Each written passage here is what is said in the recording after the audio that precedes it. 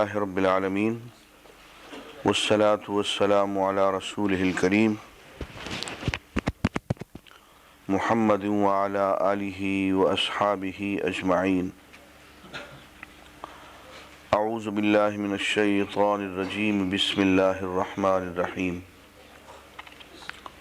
وقد لبثت فیکم عمرا من قبلہ افلا تعقلون۔ وقال تعالی وَإِنَّكَ لَعَلَى خُلُقٍ عَظِيمٍ۔ صدق اللہ العظیم۔ عزیزان گرامی، السلام علیکم ورحمۃ اللہ وبرکاتہ۔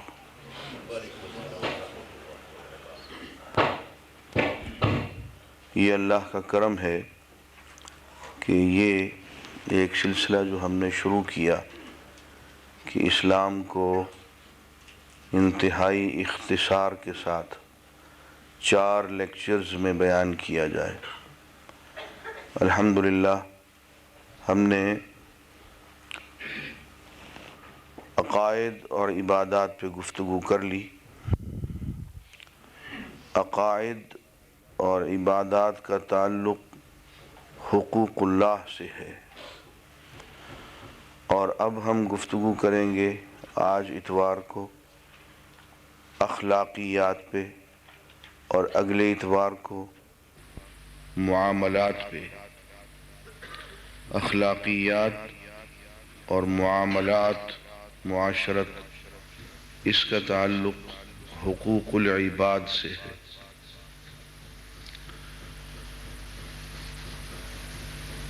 انسانوں کے آپس میں کس طرح تعلقات ہونے چاہیے، ان کو ایک دوسرے کے ساتھ کس طرح سے پیش آنا چاہیے،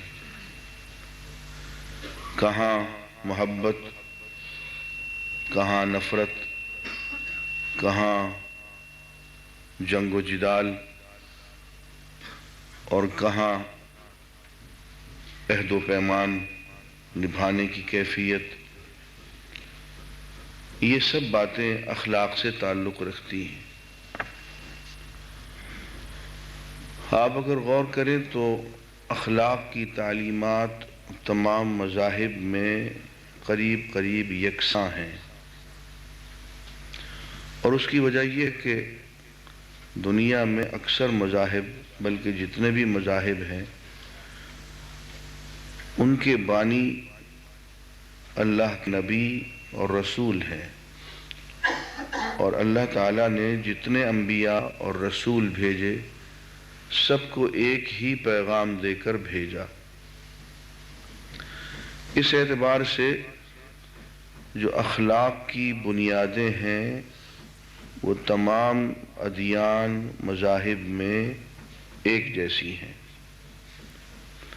الا یہ کہ وقت کی رفتار کے ساتھ ساتھ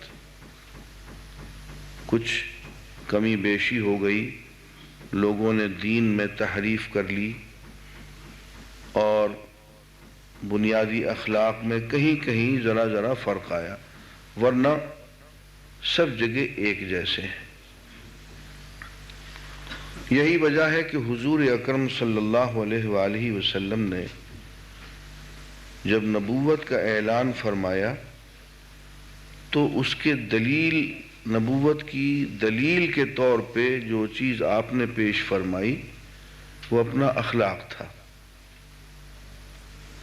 ایسا اخلاق جس کو ساری دنیا تسلیم کرے، صدق، امانت۔ فرمایا وَقَدْ لَبِثْتُ فِيكُمْ عُمْرًا مِّن قَبْلِهِ أَفَلَا تَعْقِلُونَ۔ میاں میں نے تم میں اس سے پہلے ایک عمر گزار دی ہے، تم سمجھ سے کام نہیں لیتے ہو، رہے ہو۔ خود ہی تو تم مجھے امین کا لقب دیتے ہو، جسے تم خود صادق اور امین تسلیم کرتے ہو، جس نے کبھی انسانوں پہ جھوٹ نہیں بولا، جس نے انسانوں کے معاملات میں کبھی اونچ نیچ نہیں کی ہے۔ ظالمو، وہ اللہ پہ جھوٹ بولے گا، وہ اللہ کے ساتھ معاملے پہ گڑبڑ کرے گا، تمہیں کیا ہو گیا؟ اور قرآن مجید میں ہم نے دیکھا کہ جب کفار قریش نے حضور پہ جنون کا الزام لگایا کہ یہ شخص تو مجنون ہے، دیوانہ ہے، نعوذ باللہ، تو اللہ تعالیٰ نے جو جواب دیا ہے حضور اکرم صلی اللہ علیہ وسلم کے دفاع میں، وہ انتہائی خوبصورت جواب ہے۔ نون والقلم وما یسطرون، میں قلم کی قسم کھاتا ہوں اور اس چیز کی قسم کھاتا ہوں جو قلم سے لکھی جاتی ہے۔ ما انت بنعمت ربک بمجنون، اللہ کی آپ پہ بہت نعمت ہے، آپ مجنون نہیں ہیں۔ اور آگے اسی کی دلیل یہ دی وَإِنَّكَ لَعَلَىٰ خُلُقٍ عَظِيمٍ، جو مجنون ہوتا ہے اس بیچارے کا تو کوئی اخلاق نہیں ہوتا، کسی کو گالی دے دے، کسی کو پتھر مار دے، کسی پہ تھوک دے۔ فرمایا کہ آپ کے اخلاق کو تو ساری دنیا مانتی ہے اور آپ خلق عظیم پر فائز ہیں،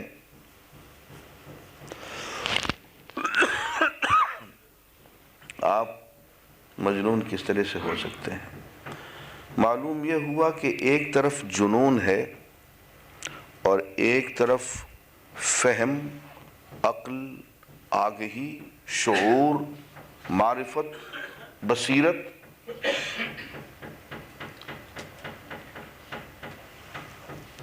تو فہم، آگہی، فراست، بصیرت، معرفت کی جو معراج ہے، اس کا جو عملی ظہور ہے، وہ خلق عظیم کی شکل میں آتا۔ جس طرح سے کہ جہالت کا ظہور جو ہے وہ دیوانگی کی شکل میں آتا ہے۔ اسی لیے حضور اکرم صلی اللہ علیہ وآلہ وسلم نے اپنی رسالت اور نبوت کا جو مقصد بتایا وہ یہ بتایا بعثت لأتمم مکارم الاخلاق، میں اس لیے بھیجا گیا ہوں کہ جو اخلاق کی کرامتیں ہیں اور بلندیاں ہیں ان کو معراج تک پہنچا دوں۔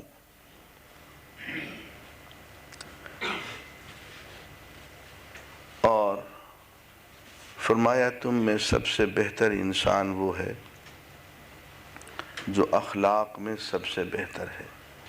ان من خیارکم احسنکم اخلاقا، بہترین لوگ تم میں سب سے اچھے وہ لوگ ہیں جن کا اخلاق سب سے اچھا ہے۔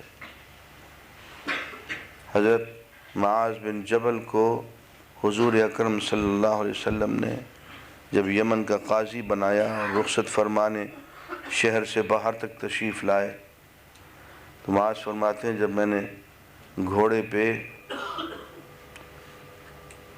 سوار ہونے لگا تو آخری نصیحت حضور کی یہ تھی یا معاذ احسن خلقک للناس، معاذ لوگوں کے ساتھ اپنا اخلاق اچھا رکھنا۔ اور فرمایا کہ خیرکم خیرکم لأہلہ وأنا خیرکم لأہلی، تم میں سب سے اچھا انسان وہ ہوتا ہے جو اپنے گھر والوں کے ساتھ سب سے اچھا ہو۔ اور دیکھو تم میں سب سے اچھا اپنے گھر والوں کے ساتھ سلوک کرنے والا میں ہوں۔ انسان کے اخلاق کا اصل مظاہرہ وہاں ہوتا ہے جہاں اس کو ذرا سا اختیار حاصل ہو۔ اس کے اخلاق کا پتہ یا تو اس کے سبارڈینیٹس کے ساتھ چلتا ہے، ماتحتوں کے ساتھ، اور یا اس کے اخلاق کا پتہ چلتا ہے اپنی بیوی کے ساتھ، بچوں کے ساتھ۔ ذرا سا اختیار ہو، ذرا سی طاقت ہو، پھر پتہ چلتا ہے کہ کہاں اپنے آپ پہ قابو رکھا، کہاں اپنے آپ پہ قابو نہیں رکھا۔ عزیزان گرامی، حضور اکرم صلی اللہ علیہ وآلہ وسلم نے ارشاد فرمایا کہ انسان کے اعمال کی 3 فردیں ہوتی ہیں، 3 قسم کے رجسٹر ہوتے ہیں۔ فرماتے ہیں ایک قسم تو ایسی ہے کہ اللہ کو اس کی کوئی پرواہ نہیں، ایک قسم ایسی ہے کہ اللہ تعالیٰ اس کو کبھی معاف نہیں کریں گے،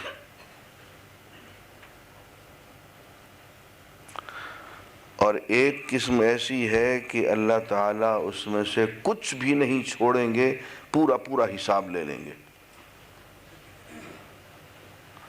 پہلی قسم کہ اللہ فرماتے ہیں مجھے اس کی کوئی پرواہ نہیں، وہ ہے حقوق اللہ۔ نماز میں کمی کر دی، روزے میں کمی کر دی، فرمایا جسے چاہوں گا معاف کر دوں۔ دوسری قسم بھی حقوق اللہ کی ہے، لیکن فرمایا یہ نہیں چھوڑوں گا، یہ نہیں معاف کروں گا، وہ ہے شرک، یہ نہیں چھوڑوں گا۔ تو حقوق اللہ کی 2 شکلیں، فرمایا ایک میں چھوڑ دوں گا جو ذاتی عبادات ہیں۔ حقوق اللہ کی دوسری شکل کہ میری ذات کے ساتھ، اللہ کی صفات کے ساتھ، حقوق اور اختیارات کے ساتھ شرک کیا، فرمایا یہ معاف نہیں کروں گا۔ تیسری قسم فرمایا کہ یہ تو میں بالکل ہی نہیں چھوڑوں گا، اور وہ ہے حقوق العباد، جب تک کہ اس کا پورا پورا حساب میں لے نہ لوں،